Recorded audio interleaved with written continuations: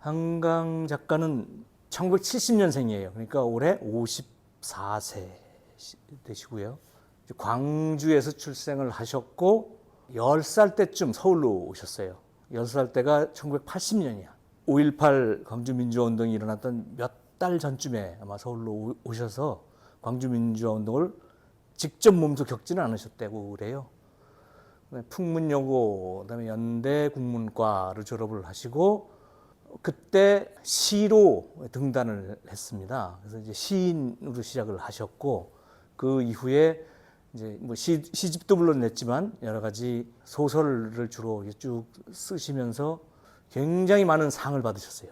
그죠? 국내에서도 유수의 굉장히 유명한 그 문학상들을 다 받으시고 그다음에 국제적으로도 이제 많이 알려진 작가입니다. 우리나라의 대표적인 국제적으로 유명한 작가가 되셔서 이탈리아, 스페인 이런 쪽에서의 어떤 문학상도 받으신 바가 있고 가장 가깝게는 언제죠? 맨 부커상 2016년이네요.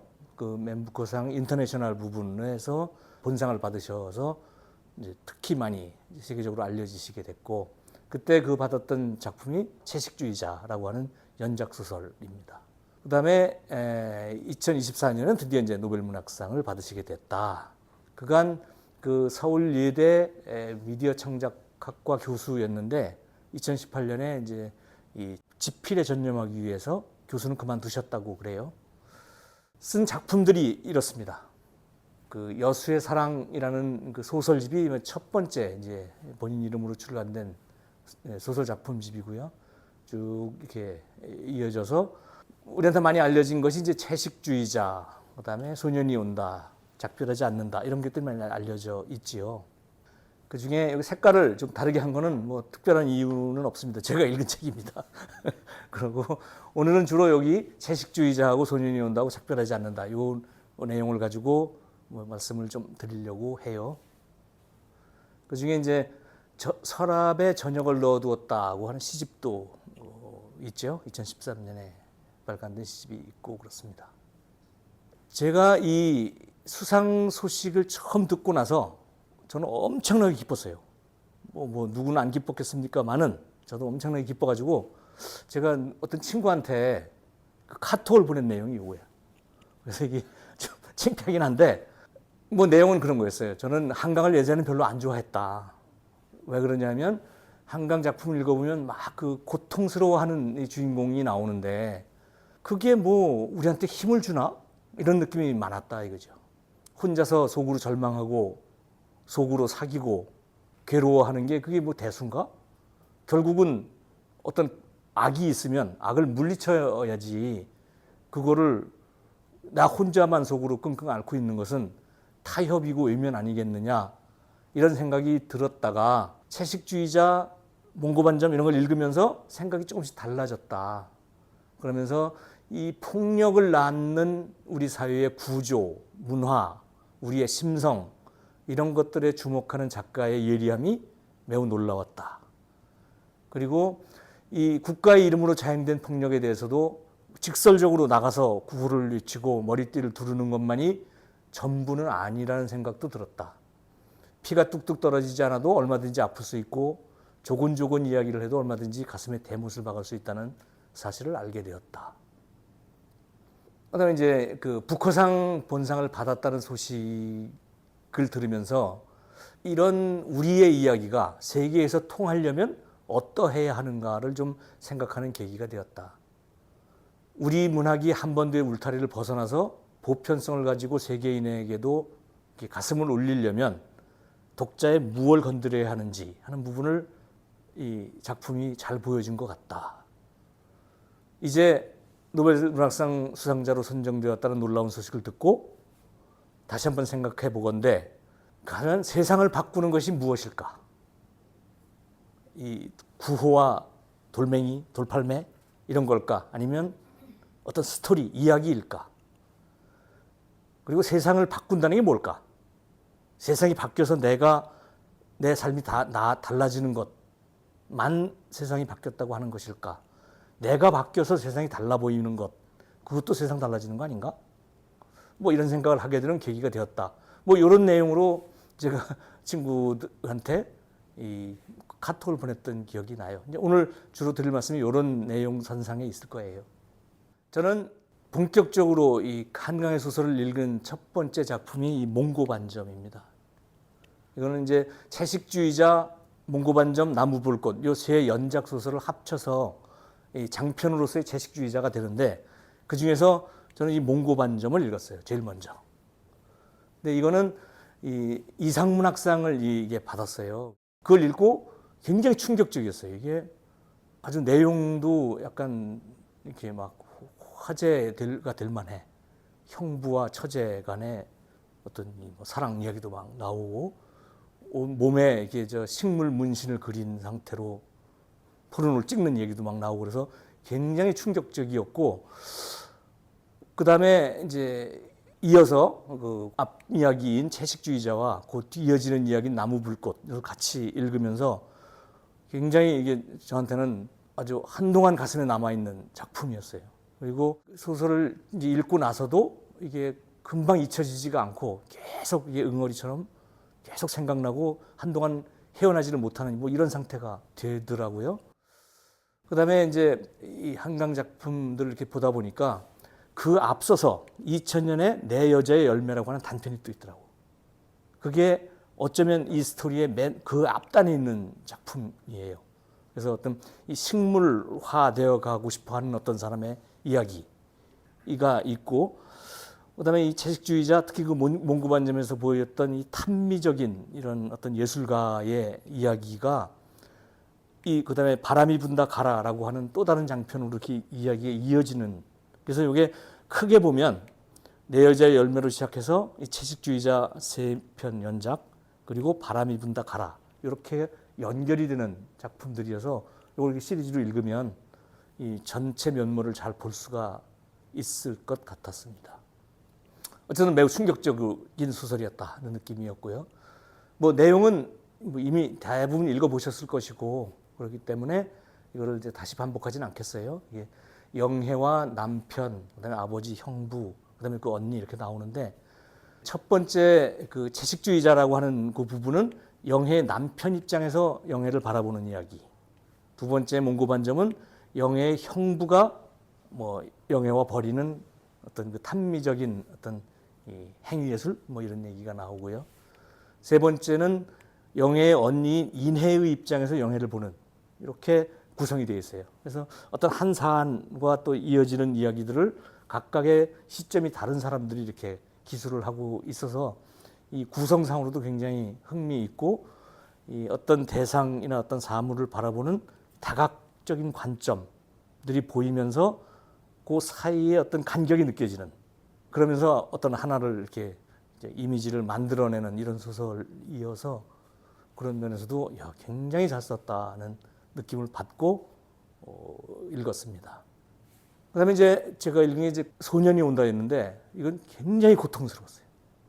제 친구가 최근에 이전에도 이제 이 책을 읽었었는데 이 노벨상을 받았다는 얘기를 듣고 이 책을 다시 읽는데 도저히 진도가 안 나간다는 거예요. 이게 뭐 아주 길지는 않잖아요, 그죠? 그런데도 불구하고 이 진도를 나가기가 굉장히 고통스럽고 그려지는 전경이 너무 가슴이 아파서 이게 잘 안 읽혀진다는 얘기를 하더라고요. 저도 그랬어요. 저는 한 세 번 정도 읽었는데 그때마다 굉장히 잘 소화가 안 돼. 그리고 아까 채식주의자 읽었을 때도 그렇지만 읽고 나서 한동안 여기 빠져 있게 되는 매우 독자로서도 매우 고통스러운 이런 내용이었고 이거는 7개 장인가로 구성이 되어 있는데 화자가 각각 다 달라요. 그죠? 동호라는 소년, 그다음에 정대가 이제 죽은 소년이거든. 뭐 둘 다 죽었지만 정대의 혼의 입장에서, 그다음에 은숙이라는 사람, 진수, 선주, 동호의 엄마, 그다음에 마지막은 작가 자신 이렇게 해서 이제 각각의 입장에서 광주민주화운동을 이렇게 보고 그 후의 이야기를 이렇게 기술을 하고 있어서 아까 채식주의자가 그렇게 다각적인 입체적인 어떤 그 모색을 하는 것과 똑같은 형식으로 쓰여져 있어요. 이 소설은 작가가 충격을 받고 쓴 매우 고통스러운 소설이었다고 알려져 있습니다. 이 한강의 아버지가 역시 소설가잖아요. 매우 유명한 소설가하고 한승원 씨, 이제 나이가 많으신데 이 한승원 씨가 이렇게 얘기를 어느 날 부잡스러운 우리 딸이 5.18 사진첩을 훔쳐봤나 봐요. 당시에 비극적인 사진을 보고 충격을 받았다고 합니다.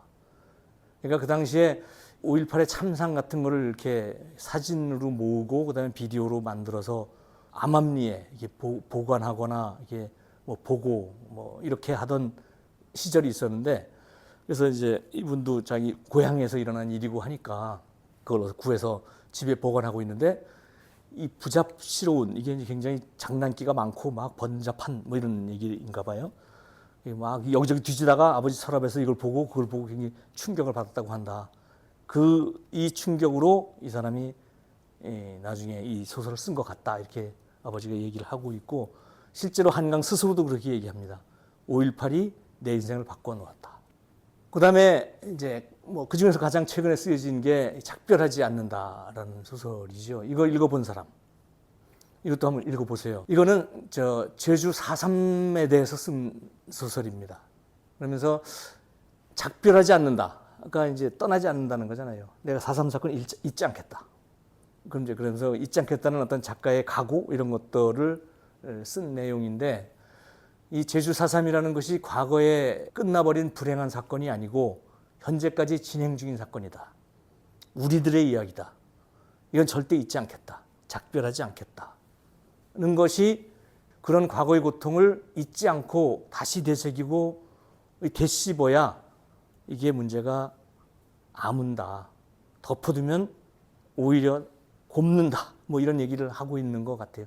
4.3에 대해서 좀 아나요? 이게 이제 1945년에 해방이 되고 뭐 이제 외국에 막 나가 있거나 끌려갔던 사람들이 막 들어오잖아요. 그러면서 이제 많은 제주에도 이제 그런 사람들이 한 6만 명 정도 돌아왔대요. 그러면서 이제 한국 한반도를 절반 나눠서 38선 이 북쪽에는 소련이 진주하고 남쪽에는 미군이 진주해서 미군이 다스리는 시기가 됐잖아요. 그때 뭐 해방 직후니까 얼마나 막 혼란스럽고 뭐 또 그 좌우 대립이 막 심하고 그랬었겠어요. 그래서 민심도 동요하고 여기저기서 막 민란이 일어나고 이런 이제 봉기가 일어나고 막 그러는 상태였고 그것을 이제 미국은 이제 치안을 담당하고 있으니까 이제 진압을 해야 되는 상황이었고 근데 진압을 담당할 경찰이 우리나라는 없으니까 그 일제시대 순사들을 그대로 경찰로 그대로 받아가서 진압을 맡겼죠. 그러다 보니까 우리나라는 지금 해방됐다고 하는데 점점 뭐 먹고 살기도 힘들고 쌀도 없고 그다음에 얼마 전까지 일제 부역했던 자들이 경찰이라고 우리를 탄압하고 그러니까 이제 점점 민란이 번지는 거야. 그러다 보니까 이 어떤 사소한 어떤 사건이 일어납니다. 3.1절 기념식을 하고 무슨 행진을 하다가 아기가 무슨 말발굽에 밟히는 사건이 있었는데 그걸 항의를 했더니 이 밀란이 일어났나 보다 하고 총을 쏴서 많은 사람이 죽어요. 그러다 보니까 이제 그거 이제 항의를 하고 그래서 점점점 번져가는 거야. 번져가니까 그 정부에서는 서북 청년단이라고 하는 사람들을 동원해요. 약간 민간 어떤 청년 단체 비슷한 건데 서북이라는 게 북한의 서쪽 즉 그 평안 남북도 지역을 서북이라고 하잖아요. 이제 그쪽에서 북한 공산주의가 싫어서 이제 나왔던 그다음에 탄압을 받고 이제 쫓겨 내려왔던 사람들로 구성된 서북 청년단들. 이 사람들은 매우 반공적인 거예요. 그리고 매우 폭력적이고 이런 사람들 투입해서 막 진압을 시키니까 점점 더 이 충돌이 심해지는 상태였죠. 그러다가 이제 1948년에 그 우리나라의 이제 국가 정부 수립이 되면서 그 정부 수립을 하기 위해서 선거를 실시하는데 이 선거를 할지 말지를 가지고 막 그 논란들이 많았어요. 북한 쪽에 있는 쪽에서는 자기네 인구도 적고 한데 이대로 선거를 했다가는 전부 다 남한 쪽 사람들이 다 정권을 차지할 것 같으니까 뭐 참가 안 하겠다고 하고 남쪽에서는 뭐 이승만 대통령 나중에 대통령 되시는 이분들이 빨리 해서 이제 정권을 이제 수립하고 싶고 그러다 보니까 그럼 남한만이라도 하겠다. 그러니까는 이 또 반대하는 측에서는 그러면 우리나라 분단된다. 하려면 같이 해야지. 그래서 남북이 같이 통일 선거를 해야지. 단독 선거를 하면 안 된다 해서 막 또 반대가 일어나고 막 그러는 상황에서 이 제주 사람들은 이제 남한만의 이제 단독 선거는 반대한다 이런 입장이었어요. 그러니까 이제 점점 더 여러 가지 정치적인 거 그다음에 민생과 관련된 거 그다음에 어떤 이 사람들 간의 충돌이 생겨서 번지는 여러 가지 소요 이런 것들이 점점 심해지자 여기를 이제 계엄령을 발표를 해요. 계엄령을 발표를 하고 군대를 투입해서 거기를 이제 진압을 하자고 됐는데 군대가 없으니까 이제 전라도 이런 데 있는 군대들을 데리고 가는 거야. 그랬더니 여수 순천에 있던 군대들이 나는 우리 국민들을 대상으로 총을 쏘는 진압 작전에 안 나가겠다. 그래갖고 이제 항명을 해. 그게 이제 여순 사건이에요. 그래서 막 복잡한 일이 막 벌어지고 있는데 그 와중에 결국은 이제 계엄령이 선포되고 제주도에서 반대에 좀 가담했던 사람들의 가족이거나 그런 사람들을 숨겨주거나 했던 사람들은 전부 다 죽이는 이런 사륙작전이 벌어져요. 그래서 제주 전체 도민의 11% 정도가 죽었어요. 그래서 3만 명 정도가 죽어. 이건 6.25 빼고는 제일 많은 사람이 죽은 거예요. 이제 그 사건이 있었는데 지금 제가 계속 4.3이라고만 얘기해요. 4.3 뭐라고 얘기를 안 해. 아직도 규정이 안 된 거예요. 그냥 제주 4.3 이렇게밖에 얘기를 안 해. 그러니까 이제 아직도 논란이 되고 있는 거고 이게 굉장히 가슴 아픈 우리 현대사거든요. 근데 이거를 숨겨두어서는 안 된다. 이거 작별하면 안 된다. 고통스럽지만 자꾸 얘기해야 한다라는 책을 쓴 게 이 책이에요. 그래서 이제 내용이 그런 거야. 광주에 관한 소설을 쓴 후에 슬럼프를 겪으면서 굉장히 괴로워하고 있던 소설가가 있었다. 자기 얘기지 뭐. 딱 2014년에 쓴 소설을 광주에 관한 소설을 쓰고 그 후유증으로 괴로워하는 어떤 작가가 4.3을 다시 한번 이게 조명하고 4.3 희생자들을 추모하는 어떤 프로젝트를 하자고 그러면서 인선이라는 사람하고 이제 그걸 하기로 해요. 그래서 어떤 뭐 이런 묘지 같은 이런 나무를 이렇게 선으로 감싸서 이렇게 위무를 해주는 그런 프로젝트를 이렇게 다큐멘터리 영화를 단편으로 찍자 뭐 이런 얘기 정도가 오갔는데 연락이 한동안 안 오다가 인선으로부터 어느 날 연락이 왔어. 내가 지금 다쳤다. 뭐 제주에서 뭐 자기 나름대로 준비를 한다고 하다가 무슨 나무통 어떻게 뭐 하다가 손을 잘랐다는 거야. 손가락을 잘라가지고 급히 봉합 수술을 해서 병원에 실려와 있는 거야. 그러면서 인선이가 뭐라 그러냐면 내가 지금 제주 우리 집에 앵무새를 하나 키우고 있었는데 앵무새가 지금 죽게 됐다 나 때문에. 그래서 미안하지만 거기 가서 앵무새 물 좀 줘라. 이게 이제 목말라 죽을 것 같다. 그래갖고 이제 얘가 경하라는 이 소설가가 인선네 집으로 가는 거야. 그래서 이제 눈이 막 쏟아지는 날 물어 찾아서 그 인선네 집으로 작업장으로 갔더니 앵무새는 이미 죽어 있는데 꿈인지 뭔지 그 인선의 어머니를 만나. 돌아가신 분인데 혼을 만나서 과거의 4.3 이야기를 듣는. 근데 이 인선의 어머니는 4.3 때 자기 가족이 다 죽은 피해자이기도 하고 그때 살아남았다가 또 다시 쫓겨서 행방불명이 된 오빠를 찾아서 평생을 찾다가 결국은 오빠를 만나지 못하고 뭐 죽은 어떤 원망스럽게 죽은 어머니인데 그분을 만나서 4.3 이야기를 듣는 뭐 그런 얘기예요. 그래서 그 소년이 온다를 쓰고 그렇게 괴로워했는데 왜 또 더 괴로운 걸 썼을까? 이런 생각이 들지 않습니까?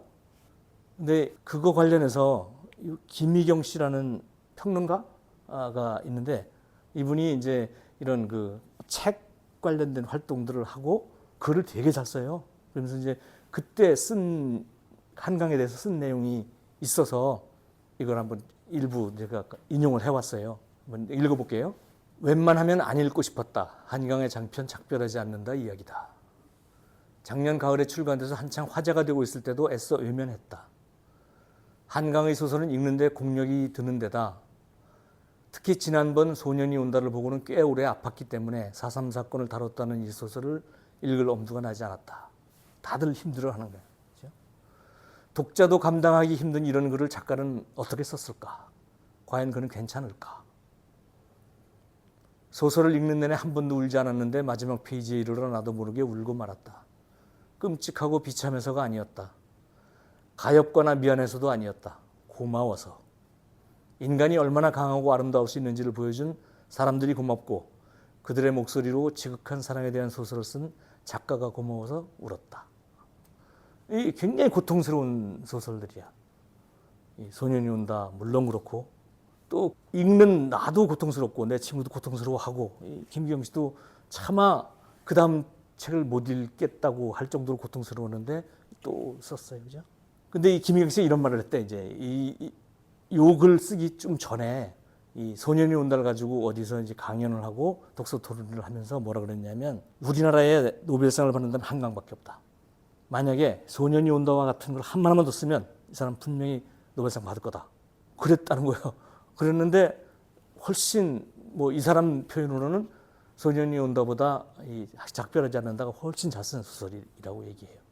그러니까 뭐 이 사람은 미리 뭐 알았던 거에 되는 거지. 이 사람 노벨상 받을 만하다는 느낌을 뭐 받았다고 이제 얘기를 하시더라고. 자, 이렇게 고통스러운 과거 학살의 얘기를 왜 자꾸 쓰는 걸까? 이런 걸 한번 생각해 보고 싶어요.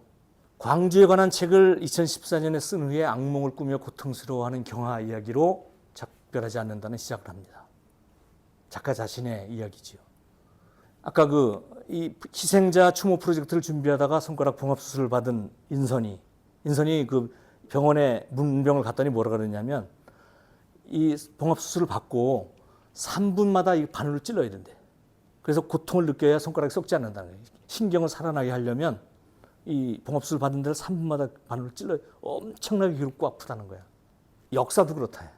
과거를 되짚어서 고통을 기억해야 안 썩는다. 묻어두면 우리가 썩는다. 이런 얘기를 플롯을 가지고 이야기를 하는 것 같았고요. 또 앵무새 물 주러 갔다가 인선네 집에서 만난 그 어머니, 오빠를 찾으면서 평생 고통스러워했던 어머니를 만나는 이야기.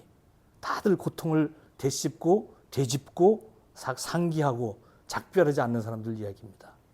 뭐 이런 얘기를 들으면서 이런 생각도 나요. 이 박완서 씨는 그 오빠가 6.25 때 난리통에 죽은 그런 사연이 있어요. 금쪽 같은 아들을 잃은 박완서 씨 어머니는 그걸 굉장히 고통스러워하지요.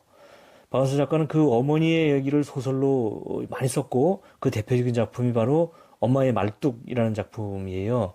또 6.25 전쟁 중에 국민 방위군으로 징집되었다가 행방불명된 남편을 그리워하는 아무개. 바로 저희 할머니 얘기예요.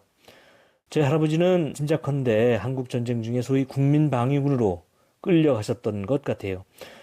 국민방위군은 정식 군인은 아니에요. 전사자 보충이나 그다음에 지원 또는 물자를 나른다든가 하는 이런 일들을 위해서 전장에 끌려다니던 사람들인데요. 정부가 강제 징집한 이런 국민방위군이 제대로 이제 관리를 받지 못하는 바람에 굶주리면서 기아와 동상 이런 걸로 수십만 명이 사망한 사건이 있었는데 아마 저희 할아버지가 거기 포함되셨던 것 같아요. 그때 집을 나간 할아버지는 다시는 집으로 돌아오지 못했고 그래서 저는 할아버지를 한 번도 뵌 적이 없어요. 이런 것들이 사실은 괴로운 이야기지만 괴로운 사건이지만 이것을 덮어둔다고 해서 해결되는 게 아니에요. 오히려 끄집어내서 고통스러워해야 치유가 된다는 거죠. 한강 씨의 소설을 읽으면서 이런 이야기들이 생각이 났어요. 아까 그 박완서 씨 얘기를 했는데 박완서 씨가 이렇게 얘기를 합니다. 이게 이제 그 엄마의 말뚝이라는 소설로 이상문학상을 받고 나서 수상 기념 강연을 하던 내용인데 그 중에 일부분을 보니까 한강 생각이 나는 거야. 그래서 한번 제가 가져왔는데 같이 한번 읽어볼게요. 문학이 구호에 봉사하느냐 아니면 어떤 숨겨진 처절한 아픈 편에 서느냐 그 기로에 서 있다고까지는 생각하지 않는다. 그러나 우리의 이웃이 부당하게 겪는 아픔과 슬픔, 몸부림 그러면서도 결코 단념할 줄 모르는 그들의 꿈 그런 것들과 무관하지 않기 위해서는 우리를 일률적으로 행복하고 편안하게 만들어주는 구호의 최면술에서 깨어나 있어야 할 것이며 그리하여 암으로 쓰되 피 흘리고 있음을 딱지 앉았을 때 곪고 있음을 잘 차려입었을 때 벌거벗었음을 춤추고 있으되 몸부림치고 있음을 보고 듣고 말하는 문학의 숙명을 형벌처럼 숙명처럼 자존심처럼 걸머져야 할 것이다. 이렇게 강연을 한 게 있어서 뭐 똑같은 얘기를 하고 있는 것 같아요. 자기 아들을 잃은 이 고통을 되살려내는 거예요. 작품을 통해서. 그래야 내가 구원받고 우리 공동체가 구원받는다. 이런 생각을 하는 것 같았습니다. 자, 4.3 얘기도 있었고요. 지금 엄마 말뚝 얘기 소개를 했어요. 뭐 이 소년이 온다, 5.18, 서울의 봄도 막 생각나죠, 그죠? 생각나는 이런 사건들이 과거에 흘러간 한순간의 것들이 아니라는 거죠. 다 현대에 이어지고 있다는 거예요. 한 가지 예를 들어볼까요? 8.1 해방이 되고 반민특위라는 게 만들어졌어요. 그 반민족 행위자를 했던 일제 부역했던 사람들을 처벌해야 된다 해갖고 막 그러다가 결국 처벌을 못했어. 정부 측에서 반대해서. 그거 뭐 왜 자꾸 들춰내. 그 아픈 과거를 그러는 바람에. 사실은 이때 이 처벌을 했으면 일제 부역했던 사람들을 우리가 일소를 하고 새로 출발할 수가 있었을 거야. 예를 들어 박정희도 안 나왔을 거예요. 박정희는 일본이 세운 그 만주국의 그 장교였어요. 독립군 잡는 장교였다고. 그러다가 제주 4.3 사건 나면서 여기에 이제 동원되지 않겠다고 여순 사건이 나고, 그죠? 그래서 여순 사건이 이제 북한의 남로당 계열이 이거 주도를 해서 반대를 그 제주에 안 가겠다고 막 반대를 했다. 그래갖고 이제 그 군부 숙청 작업이 뭐 그다음에 벌어져요. 그래서 이 남로당 색출하자. 그래서 막 색출했는데 그 남로당의 중심 인물이 박정희였어. 그 당시까지는 이 남로당 계열로 활동을 했던 사람이었어요. 그래서 이 사람이 사형 선고를 받아. 그랬다가 그 백선엽 장군이라는 인천 분이 어떤 분이 계신데 그분이 이 사람을 구명을 해줘요. 자, 너 같이 활동했던 너네 그 동지들을 밀고를 하면 감형해줄게. 그래서 밀고를 하고 살아남아. 그래서 이제 무기로 감형이 돼 있는 상태에서 6.25가 나거든요. 그러니까 6.25가 나니까 박사님이 야 다시 박정희 불러들여. 그래가지고 다시 복권을 시켜서 이제 같이 전쟁에 싸우게 했다고요. 그래갖고 살아남았던 사람이 나중에는 이제 그 군사력을 가지고 5.16 군사 반란 일으키고 뭐 독재하고 그러다가 그 사람 암살되고 나서 생긴 일이 5.18 이렇게 다 연결이 되잖아요. 이게 과거에 끝난 사건들이 아니라고 다 연결되고 오늘에 이르는 사건이고요. 그때 이 국민방위군 사건도 이때 있었던 일이고 그때 생방불명된 우리 할아버지 얘기를 제가 이런 소설 하나 쓴 적도 있어요. 그래서 내가 거기다 살짝 끼워 넣은 거야. 자, 이런 것들에 공통되는 하나의 흐르는 축이 뭐냐면 폭력이에요, 폭력. 이 폭력의 문제를 어떻게 할 거냐. 그래서 이 한강이 그 폭력 얘기를 하고 있는 거라는 얘기죠. 그거를 자, 이건 우리나라에 과거에 있었던 얘기도 아니고 그렇지만 우리만의 이야기가 아닌 거죠. 우리 인류 공통의 문제야. 폭력이라는 아픔을 겪고 있는 인류 공통의 문제라고.